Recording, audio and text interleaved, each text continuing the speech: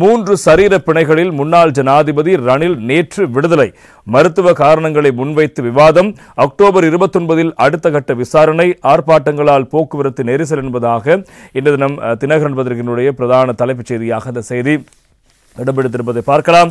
இன்றைய வீரகேசரி பத்திரிகையில் ரணிலுக்கு பிணை, தற்போதைய நோய் நிலைமையை சிறப்பு காரணியாக ஏற்று கோட்டை நீதிமன்றம் உத்தரவு என்பதாக, அனுமதி என்பதாக அந்த செய்திக்கு இன்றைய வீரகேசரி பத்திரிகை தலைப்பிட, இன்றைய தினம் தினக்குரல் பத்திரிகையில் அரச நிதி முறைகேடு வழக்கில் ரணிலுக்கு பிணை என்பதாக அந்த செய்திக்கு இன்றைய தினம் தினக்குரல் பத்திரிகையும் தலைப்பெற்றிருக்கிறது. இன்றைய அத பத்திரிகையில் ரணில்ட அப்ப ருப்பிய லக்ஷ பண பெஹிங் வட்டினா அப்பகருன் திதினுக்கு ஷரீர அப்ப மத சககுரு முதாஹிரிம நியோகிய என்பதாக அந்த செய்திக்கு தலைப்பெற்றிருப்பதை காலம். 50 லட்சம் ரூபாய் பெறுமதியான 3 சரீர பிணைகளில் அவரை விடுவிக்க நீதிமன்றம் அனுமதி வழங்கியிருக்கிறது. ஜூம் தாக்ஷன ஓசே ரணில் நடுவஹா சம்பந்தவை என்பதாக அந்த செய்திக்கு தலைப்படலாம். எனவே ஜூம் தொழில்நுட்பத்தின் ஊடாக கொழும்பு தேசிய வைத்தியசாலையிலிருந்து அவர் இந்த வழக்கு விசாரணைகளுக்கு மோங் கொடுத்திருந்தார். ஃபெமினில் வெனுவின் ரஹாஸ் போலீஸ் அத்தியக்ஷ SSP ஷானி சமக CL நலிந்த பெனிசிடி என்பதாக அந்த செய்திக்கு தலைப்படுகிறது. எனவே இந்த முறைப்பாளர் சார்பில் ரகசிய போலீசினுடைய பணிப்பாளர் SSP ஷானி அபிசேகர் மற்றும் அதே போல CI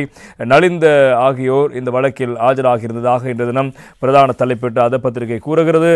இன்று தினம் மௌவிய பத்திரிகையுடைய பிரதான தலைப்பு லக்ஷ பணா பெஹின் ஷரீர அப்ப துனாக் ரணில்ட அப்ப என்பதாக அந்த செய்திக்கு தலைப்படுகிறது. ரணில் தவதுருடாத் ரோஹலே என்பதாகவும் இன்று தினம் மௌவிய பத்திரிகை தலைப்படுகிறது. அவர் இன்னும் தொடர்ந்தும் வைத்தியசாலையில் சிகிச்சை பெற்று வருகிறார். உடல்நிலை காரணமாக அவரை வீட்டுக்கு அனுப்ப முடியாது, தொடர்ந்து அவர் சிகிச்சை பெற வேண்டும் என்பதாக கொழும்பு தேசிய வைத்தியசாலை அறிவித்த விடயங்கள் பிரதானமாக இருப்பது நாங்கள் காணலாம். அதே போல் லங்காதி பத்திரிகையின் பிரதான தலைப்புச் செய்தியும் இந்த தொடர்பான விடயங்களாக இருப்பது நாங்கள் காணலாம். அதே போல ரணில்ட அப்ப லக்ஷ பனாபெஹின் ஷரீர அப்ப துனாக் ஜூம் தாக்ஷனின் ரோஹல் சிட்ட பெனிசிட்டி சரசவி லிபிய நிர்மாணயக்த விமர்சன கரான CIDයට நியோக என்பதாக என்று தலைப்பு இருக்கிறது. எனவே இந்த லண்டன் பல்கலைக்கழகம் ஒன்று தனக்கான அழைப்பு விடுத்திருப்பதாக ஒரு அழைப்பு கடிதத்தை ரணில் விக்ரமசிங்க சார்பான சட்டத்தரணிகள் மன்றில் முன்வைத்திருக்கிறார்கள். அது உண்மையா பொய்யா என்பது தொடர்பில் ஆராய்ந்து அறிக்கை சமர்ப்பிக்குமாறு நீதிமன்றம் CIDக்கு உத்தரவிட்டிருக்கிறது. பெயில் அவுட் என்பதாக இன்றைய டெய்லி மிரர் பத்திரிகையிலும் அது தொடர்பான செய்தியை பிரதான தலைப்பாக தந்திருப்பதை நாங்கள் காணக்கூடியதாக இருக்கிறது. நேற்று தினம் இந்த வழக்கு விசாரணை முழு உலகமும் எதிர்பார்த்த ஒரு விசாரணையாக இடம்பெற்றிருந்தது. எனவே இதன் போது அவருக்கு பிணை வழங்கப்படலாம் என்பதுதான் அநேகமாக பேசப்பட்ட விவகாரமாக இருந்தது. எனவே தொடர்பாக நாங்கள் பார்க்கலாம். வீரகேசரி பத்திரிகையிலிருந்து முன்னாள் ஜனாதிபதி ரணில் விக்ரமசிங்கவை பிணையில் விடுவிக்க கொழும்பு கோட்டை நீதவான் நீதிமன்றம் நேற்று உத்தரவிட்டது. கொழும்பு கோட்டை நீதவான் நிலுப்புடி லங்காபுர சந்தேக நபரான ரணில் விக்ரமசிங்கவை 5 மில்லியன் ரூபாய் பெறுமதியான 3 சரீர பிணைகளில் செல்ல அனுமதி வழங்கியிருக்கிறார். சந்தேக நபரான ரணில் விக்ரமசிங்கம் பிரித்தானிய பல்கலைக்கழகம் ஒன்றிலிருந்து தனக்கு அழைப்பு வந்ததாக கூறி நீதிமன்றத்தில் சமர்ப்பித்த கடிதம் குறித்து மேலதிக விசாரணைகளை முன்னெடுக்குமாறு குற்றப்புலனாய்வு திணைக்களத்தின் பணிப்பாளருக்கு நீதவான் உத்தரவிட்டார். விசாரணைகளை பாதிக்கூடிய அறிக்கைகளை வெளியிடுவதை தவிர்க்குமாறும் நீதவான் மற்றொரு உத்தரவையும் நேற்று தினம் பிறப்பித்திருக்கிறார். இதேவேளை நீதிமன்றத்தை அனுமதியின்றி நீதிமன்ற வளாகத்தில் படம் பிடித்த நபர்கள் குறித்து உடனடியாக விசாரணை நடத்துமாறும் குற்றப்புலனாய்வு திணைக்களத்தின் பணிப்பாளருக்கு நீதவான் மற்றொரு உத்தரவையும் நேற்று தினம் பிறப்பித்தார்.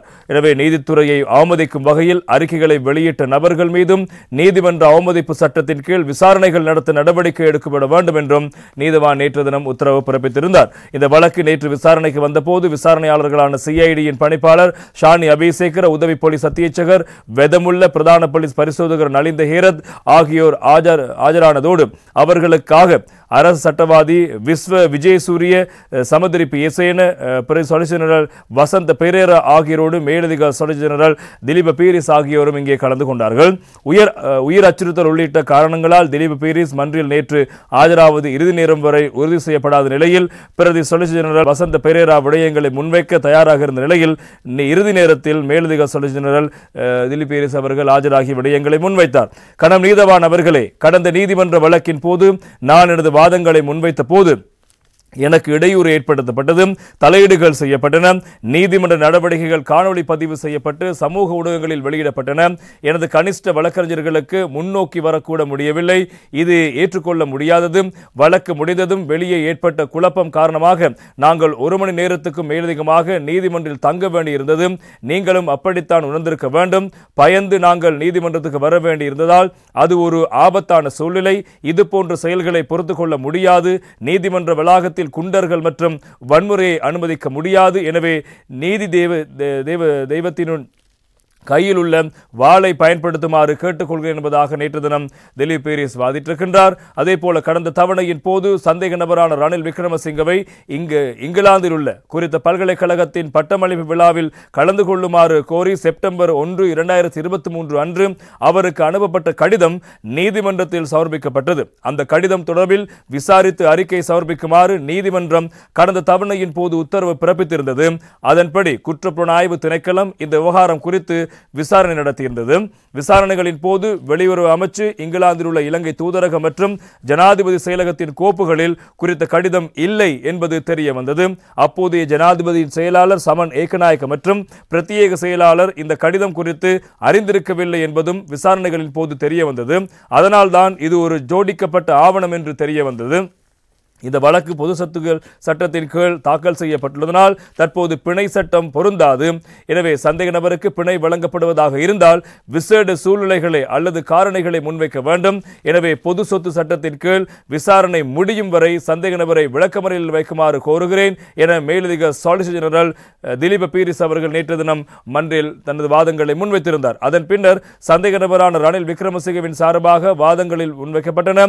முதலில் ஜனாதிபதி சட்டத்தரணி திலக் மாரப்பன வாதங்களை முன்வைத்திருந்தார். கணம் நீதவான் அவர்களே, இது மிகவும் முட்டாள்தனமான விடயம். ஜனாதிபதி எந்த பயணத்துக்கும் செல்லலாம். அந்த பயண செலவுகள் அனைத்தும் கணக்காய்வு ஆணைக்குழுவால் கணக்காய்வு செய்யப்படுகின்றன. தவறு இருந்தால் கூடுதல் கட்டணம் விதிக்கப்படுகிறது. எனவே இது போன்ற முட்டாள்தனமான செயல்கள் செய்யப்படுவதில்லை. இந்த செயலால் இலங்கை பெரும் அவமானத்தை சந்தித்திருக்கிறது. இங்கிலாந்து பிரபுக்கள் சபையில் துணைவேந்தராக இருக்கும் மிக முக்கிய பிரபு ஸ்வராஜ் பவுலினுடைய அழைப்பின் பேரில் முன்னாள் ஜனாதிபதி இந்த பயணத்தில் பங்கேற்றிருந்தார். எனவே இத்தகைய மனிதர்கள் இலங்கைக்கு மிகவும் முக்கியம். விடுதலை புலிகள் அமைப்பை தடை செய்தல் மற்றும் GSP சலுகைகளை பெறுதல் போன்ற நடவடிக்கைகளுக்கு இந்த மனிதர்கள் ஆதரவு மிகவும் முக்கியமானது. இலங்கையுடன் இது போன்ற செயல்களால் இத்தகைய மனிதர்கள் புண்படுத்தப்படுகிறார்கள். இது எங்களுக்கு ஒரு இழப்பு. துரதிர்ஷ்டவசமாக அந்த பிரபு மனிதர் இறந்தார். இந்த முன்னாள் ஜனாதிபதி கைது செய்யப்பட்ட செய்தியை கேட்ட அதிர்ச்சியால் அவர் இறந்தாரா என்று எனக்கு தெரியவில்லை என திலக் மாரப்பன குறிப்பிட்டிருக்கின்றார். அதன் பின்னர் பிணைக்கான விசேட காரணிகளை முன்வைத்து ஜனாதிபதி அனுஜ பிரேமரத்ன வாதங்களை முன்வைத்திருந்தார். எனவே கணம் நீதவான் அவர்களே, இந்த சந்தேக நபர் விளக்கமறையில் வைக்க உத்தரவிடப்பட்ட பின்னர் சிறையில் பல மருத்துவ பரிசோதனைகள் நடத்தப்பட்டன. நீதிமன்றத்துக்கு அறிக்கை சமர்ப்பிப்பதற்காக அந்த பரிசோதனைகள் நடத்தப்படவில்லை. அந்த பரிசோதனைக்கு பிறகு இந்த சந்தேக நபரை சிறைச்சாலை மருத்துவமனையில் வைத்திருக்க முடியாது என்பது தெரிய வந்தது. அதன்படி அவர் தேசிய மருத்துவமனையில் அனுமதிக்கப்பட்டு தற்போது தீவிர சிகிச்சை பிரிவில் சிகிச்சை பெற்று வருகிறார். சந்தேக நபரின் இதயத்தில் உள்ள 3 நாளங்கள் அடைக்கப்பட்டுள்ளன. அடைப்புகள் இதயத்துக்கு அருகில் அமைந்துள்ளதால் அறுவை சிகிச்சை செய்ய முடியவில்லை. எனவே நீரிழிவு நோய் மோசமான நிலையில் இருக்கிறது. உயர் இரத்த அழுத்தம் தீவிரமடைந்திருக்கிறது. சிறுநீரக நோய் உள்ளது. அவருக்கு கணையத்தில் மேல் பகுதியில் ஒரு சிக்கல் இருக்கிறது. தூக்கத்தின் போது சுவாசிப்பதிலும் சிரமம் உள்ளது. அவருக்கு 2 முதல் 3 நிமிடங்கள் சுவாச தடை ஏற்படுகிறது. இந்த சந்தேக நபருக்கு சுமார் 7 ஆண்டுகளாக மருத்துவ சிகிச்சை அளித்த மருத்துவர்களால் இந்த அறிக்கைகள் சமர்ப்பிக்கப்பட்டுள்ளன. அவர் 24 மணி நேர மருத்துவ மேற்பார்வையில் இருக்க வேண்டிய நபர். எனவே சிறையில் அடைக்கப்படுவது அவரது மன அழுத்தத்தை அதிகரிக்கிறது. எனவே இந்த நிலைமையை விசேட நிலைமையாக கருத்தில் கொண்டு சந்தேக நபருக்கு பிணையளிக்குமாறு கோருகிறேன் என அவரும் வாதிட்டிருக்கின்றார். இதன்போது முன்னாள் ஜனாதிபதிக்கு ஆதரவு தெரிவித்து மன்றில் ஆஜரான ஜனாதிபதி சட்டத்தரணிகள் மேலதிக சொலிசிட்டர்கள் ஜெனரல் திலீப் பீரிஸுக்கும் இடையில் கடும் வாத பிரதிவாதம் இடம்பெற்றது.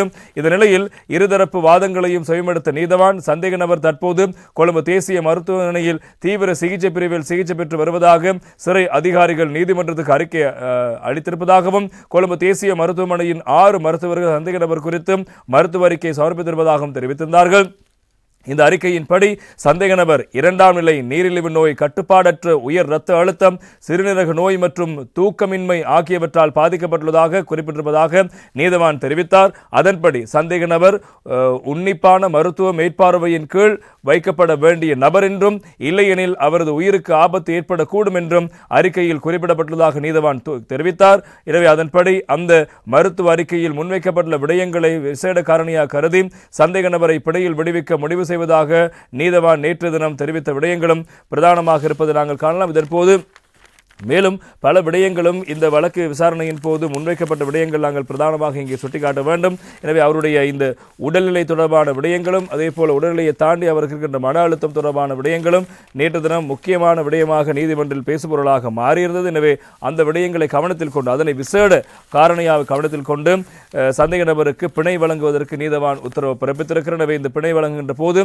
பல விடயங்களையும் நேற்று தினம் நீதவான் வலியுறுத்திய விடயங்கள் பிரதானமாக இருப்பதை காணலாம். குறிப்பாக முதலாவது 50 லட்சம் ரூபாய் பெறுமதியான 3 சரீர பிணைகளில் சந்தேக நபரை விடுவிப்பதற்கு நேற்று தினம் நீதவான் அனுமதி வழங்கியிருக்கிறார். அதே போல இந்த வழக்கு விசாரணைக்கு பாதிப்பு ஏற்படும் வகையிலான எவ்விதமான கருத்துக்களையும் வெளியிடக்கூடாது என்ற ஒரு நிபந்தனை அடிப்படையிலும் இந்த பிணை வழங்கப்பட்டிருக்கிறது.